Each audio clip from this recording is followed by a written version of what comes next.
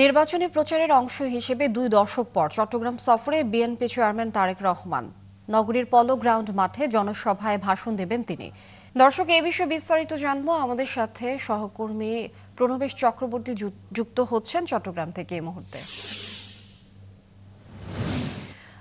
প্রণবেশ, কিছুক্ষণ আগে আপনি যুক্ত হয়েছিলেন এবং আমরা জানছিলাম যে সমাবেশ ঘিরে নেতাকর্মী ও সাধারণ মানুষের যে উপস্থিতি এবং উচ্ছ্বাস, এখন জানাবেন যে এখনকার কি অবস্থা আসলে।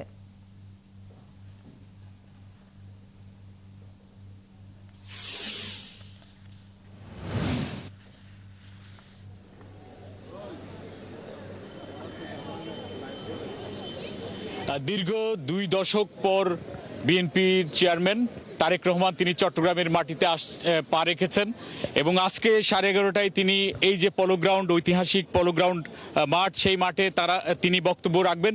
এখানে বিভিন্ন প্রান্ত থেকে উপজেলা, জেলা, ওয়ার্ড, গ্রাম সব জায়গা থেকে নেতাকর্মীরা এখন সমবেত হওয়া শুরু করেছেন।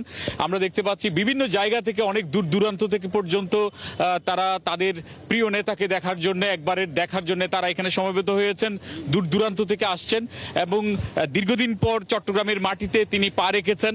এ নিয়ে এখানে আনন্দের একটা বন্যা বয়ে যাচ্ছে সাধারণ নেতাকর্মীদের মধ্যে। এবং তারেক রহমান বাংলাদেশে এসেই তিনি বলেছিলেন যে তার একটা পরিকল্পনা রয়েছে। তো চট্টগ্রাম বন্দর নগরী, এই বন্দর নগরী নিয়ে তার বক্তব্য, তার দিক নির্দেশনা, সেটা এখান থেকে নেতাকর্মীরা শুনে যেতে চান।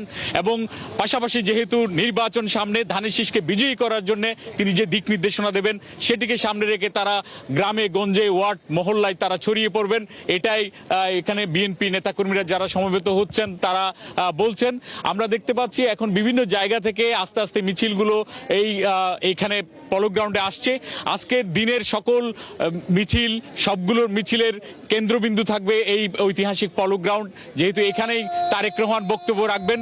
আমরা এখানে সব প্রান্ত থেকে সকল মিছিলের মূল স্রোতগুলো আজকে পলো গ্রাউন্ডে এসে সমবেত হবে এবং তারা তাদের প্রাণের কথাগুলো জানতে চান। আমরা এখানে যারা আছেন তাদের কাছ থেকে একটু জানতে চাইবো, আপনারা কি বক্তব্য শুনতে চান? আসলে আমি কালকের থেকে এখনো পর্যন্ত মাঠে আছি। আমি চারকোটেজ থেকে শুরু করে এখানে আছি। আমি শুধু একটাই বক্তব্য বলবো, বাংলাদেশকে, তরুণ সমাজকে বাঁচাতে হলে মাদক মুক্ত করতে হবে, এমনকি তরুণ সমাজকে কাজ দিয়ে সুন্দর করে চালাতে হবে।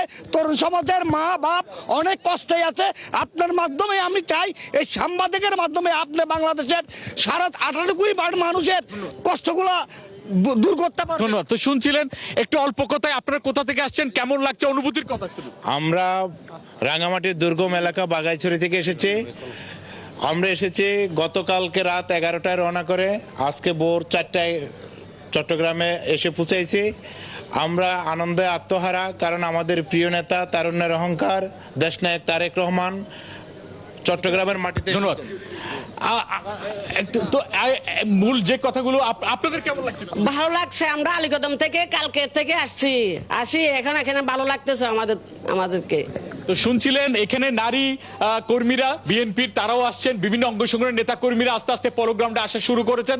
তো তারা যেটা বলছেন, তারেক রহমান যে দিক নির্দেশনা দেবেন সেই দিক নির্দেশনা সামনে রেখে ধানের শীষকে বিজয়ী করার জন্য তারা পথে প্রান্তরে ছড়িয়ে পড়বেন। এটি এখানে যারা নেতা কর্মীরা সমবেত হয়েছেন তারা সবাই বলছেন। তো পলো গ্রাউন্ড থেকে আজকের তারেক রহমানের যে মহাসমাবেশ সেটির সর্বশেষ তথ্য জানাচ্ছিলাম। পরবর্তীতে আমরা আরো যে তথ্যগুলো থাকবে সেগুলো জানাবো। অনেক ধন্যবাদ প্রণবেশ চক্রবর্তী। পরবর্তীতে নিশ্চয় যুক্ত হয়ে আরো বিস্তারিত জানবো আপনার মাধ্যমে। দর্শক, চট্টগ্রাম থেকে যুক্ত ছিলেন সহকর্মী প্রণবেশ চক্রবর্তী। আমরা সেখানকার বিস্তারিত জানছিলাম তার কাছ থেকে।